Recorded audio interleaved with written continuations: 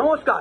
এই তিনটি জিনিস আপনি আপনার ঘরের মন্দিরে কোনোদিনই করবেন না, না হলে সারাটি ঘরে আপনার নেগেটিভিটি ছড়িয়ে যাবে। নাম্বার ওয়ান, আপনারা যে মালা ডেলি ঠাকুরকে চড়ান, ডেলি যেটা বাসি মালা যেগুলো হয় এক জায়গায় জড়ো করে করে আপনারা রেখে দেন, ওটাকে ম্যাক্সিমাম 1 সপ্তাহ 10 দিন 15 দিন অন্তর অন্তর তাকে বিসর্জন অতি অবশ্যই করিয়ে নেবেন, না হলে আপনার ঘরে সারাটি ঘরের নেগেটিভিটি ছড়িয়ে যায়।